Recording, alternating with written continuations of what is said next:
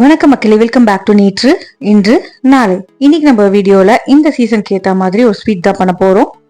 மாம்பழ சீசன் சீக்கிரமே முடிய போகுதுங்க. உங்களுக்கு மாம்பழமும் பிடிக்கும், கேசரி ரொம்ப பிடிக்கும்னா இந்த ஸ்வீட்டை நீங்க கட்டாயமா ட்ரை பண்ணி பாருங்க.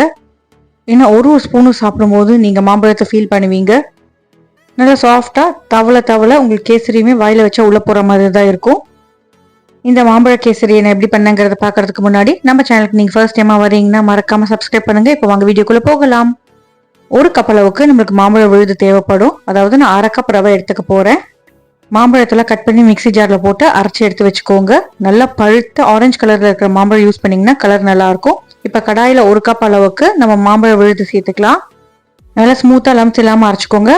1 மினிட்க்கு இதே மாதிரி வதக்கிக்கலாம். உங்களுக்கு அடி பிடிக்கிற மாதிரி வரும் இல்லையா, அந்த ஸ்டேஜ்ல அரை கப் அளவுக்கு சக்கரை சேர்த்துட்டு சக்கரை நல்லா மெல்ட் ஆகி வர வரைக்கும் நீங்க சாட்டே பண்ணிட்டே இருக்கணும். சக்கரை நல்லா உருகி உங்களுக்கு நீர்த்து வரும்.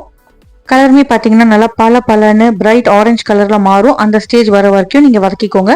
இதுலயே ஒரு சிட்டிகை அளவுக்கு நம்ம குங்குமப்பூ சேர்த்துக்கலாம். ஒரு சிட்டிகை அளவுக்கு மஞ்சள் பொடி சேர்த்துக்கிறேன், ஜஸ்ட் கலருக்காக தான். மஞ்சள் பொடி ஜாஸ்தியா சேர்த்துறாதீங்க, தனியா வாசனை வர ஆரம்பிச்சிடும். அதனால ஜஸ்ட் ஒரு சிட்டிகை போதும். ஃப்ரூட்டில ஒரு கலர்ல இருக்கும் இல்லையா, அந்த கலர் வர வரைக்கும் நீங்க வதக்கிக்கணும். ஆற உங்களுக்கு இந்த மிக்சருமே திக்காயிடும். இப்போ இது ஒரு ஓரத்தை எடுத்து வச்சிருங்க. இன்னொரு கடாயில நம்ம ஒரு டேபிள் ஸ்பூன் அளவுக்கு நெய் சேர்த்துக்கலாம். நான் ஏற்கனவே நெய் காய்ச்சின கடாய் யூஸ் பண்றதுனால தான் கடாய் இந்த கலர்ல இருக்கு. நெய் நல்லா சூடானதும் குட்டி குட்டியா நறுக்கின முந்திரி பருப்பை நெய்ல சேர்த்துட்டு பொன்னிறமா மாறுற வரைக்கும் வறுத்துக்கலாம். பொன்னிறமா மாறின முந்திரி பருப்பு பார்த்தீங்கன்னா நல்லா கிறிஸ்பியா இருக்கும்.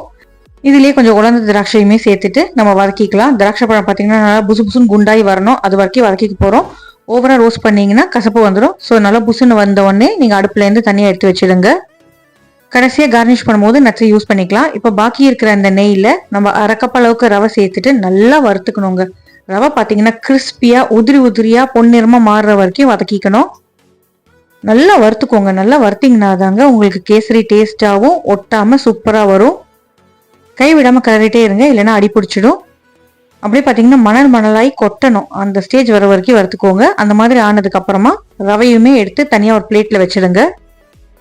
இப்போ இந்த கடாயில நம்ம தண்ணி கொதிக்க விட போறோம். 1.5 கப் அளவுக்கு நான் தண்ணி சேர்த்துக்கிறேன். அதாவது அரை கப் ரவை, 1 கப் மாம்பழ பியூரி, அரை கப் சர்க்கரை, 1.5 கப் அளவுக்கு தண்ணி சேர்த்திருக்கேன்.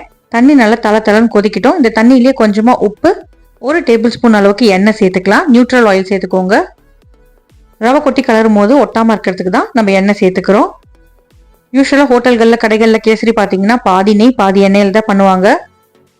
தண்ணி நல்லா தளன்னு கொதி வரும்போது நம்ம வறுத்து வச்சிருக்கிற ரவையை இந்த கொதிக்கிற தண்ணியில சேர்த்து கிளறணும். ரவை சேர்க்கும் போது ஒரு கையில ரவை சேர்த்துட்டே வாங்க, ஒரு கையில வந்துட்டு நீங்க கிளறிட்டே இருக்கணும். உடனே கலர ஆரம்பிச்சாதான் கட்டி தட்டாது. ஏதாவது கட்டி தட்டுற மாதிரி இருந்தா நீங்க உடச்சு விட்டுருங்க. Flame log மாத்திடுங்க. கிளறிட்டே இருந்தாலே உங்களுக்கு ஹார்ட்லி 1 மினிட்குள்ளேயே ரவை வெந்துடும். கட்டாயம் கொதிக்கிற தண்ணியில் தாங்க சேர்க்கணும். பச்சை தண்ணியில சேர்த்தீங்கன்னா ரவை வேகாது. அதே மாதிரியே ரவை வேகிறதுக்குள்ளேயே நீங்க சக்கரை இல்லை வேற ஏதாவது ஸ்வீட்னர் சேர்த்தீங்கனாலுமே ரவை வேகாது. இப்போ ரவை வெந்ததுக்கு அப்புறம் இதுல 1 டீஸ்பூன் அளவுக்கு நெய் சேர்த்துக்கலாம். ரவை பார்த்தீங்கன்னா வெந்து திக்காய் பந்து மாதிரி வரும். அந்த ஸ்டேஜ்ல நம்ம வதக்கி வச்சிருக்கிற மேங்கோ பியூரியை சேர்த்துக்கணும். மேங்கோ பியூரியில நம்ம சக்கரை சேர்த்துருக்கிறதுனால ரவை வெந்ததுக்கு அப்புறம் தான் சேர்க்கணும். டைரக்டா மாம்பழம் அரைச்சு நீங்க இந்த ஸ்டேஜ்ல சேர்க்கறதோட மாம்பழத்தை நீங்க சர்க்கரையோட கொதிக்க வச்சு சேர்க்கும் போது உங்களுக்கு கலரும் நல்லா இருக்கும், டேஸ்ட்டுமே ரொம்ப நல்லா இருக்கும். அந்த பச்சை மாம்பழத்தோட வாசனை இல்லாம அந்த சிரப்போட ஃப்ளேவர் உங்களுக்கு சாப்பிட்றதுக்கு நல்லா இருக்கும். மொத்த விழுதியுமே கொஞ்சம் கொஞ்சமா அப்படியே சேர்த்துருங்க.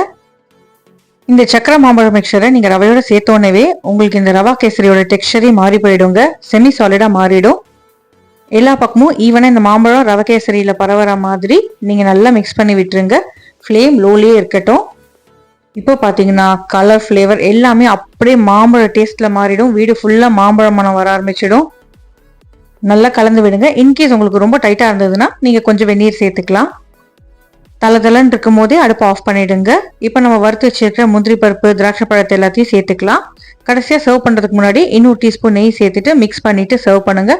கடைசியா வாசனைக்கு நான் 2-3 ஏலக்காயிலேருந்து விதையை எடுத்து தட்டிட்டு இதுல சேர்த்துக்கிறேன். ஏலக்காய் பொடி சேர்த்துட்டு நல்லா கலந்து விட்டுட்டு சூடா சர்வ் பண்ணுங்க. சுட ஏலக்காய் வாசனை, அங்கங்க நம்மளுக்கு ரோஸ்டட் நட்ஸோட கிரன்ச், அதுக்கப்புறம் மாம்பழத்தோட ஃப்ளேவரோட நம்மளுக்கு கேசரி சாப்பிட்றதுக்கு சூப்பரா இருக்கும். எந்த வேலை பண்ணிட்டு இருந்தாலுமே நிறுத்திட்டு உட்காந்து ஒரு கப்பை என்ஜாய் பண்ணி சாப்பிட்டுட்டு அதுக்கப்புறமா உங்க ஒர்க்கை கண்டினியூ பண்ணுங்க. நம்மளோட சூப்பரான மாம்பழ கேசரி ரெடி. மாம்பழ சீசன் முடியறதுக்குள்ளேயும் உங்க வீட்லயுமே கட்டாயம் இந்த ரெசிபி ட்ரை பண்ணி பாருங்க. ரவையை மட்டும் நல்லா நெய்யில் வறுத்துட்டிங்கனாலே போதுங்க, உங்களுக்கு நான் ஸ்டிக்கியாக கேசரி வந்துடும். கட்டி கட்டியாக நிற்காம கரண்டியில் எடுத்து போட்டிங்கன்னா அப்படியே விழணுங்க, அதுதான் கரெக்டான பதம். இந்த கேசரியோட ஸ்பெஷாலிட்டி அதோட நேச்சுரல் கலர் தாங்க, கலரே அவ்வளோ அப்படைசிங்காக இருக்கும். இந்த ரெசிபி உங்களுக்கு பிடிச்சிருக்குன்னு நினைக்கிறேன். வீடியோ உங்களுக்கு பிடிச்சிருந்தா நம்ம சேனலுக்கு நீங்கள் ஃபர்ஸ்ட் டைமாக வரீங்கன்னா மறக்காமல் சப்ஸ்கிரைப் பண்ணுங்கள். ரெசிபி உங்கள் ஃப்ரெண்ட்ஸோட ஷேர் பண்ணுங்கள். இன்னொரு நல்ல ரெசிபியோட நல்ல வீடியோவோட உங்களை சீக்கிரமே சந்திக்கிறேன். Until then, take care. Bye bye. Thanks for watching. Have a great day.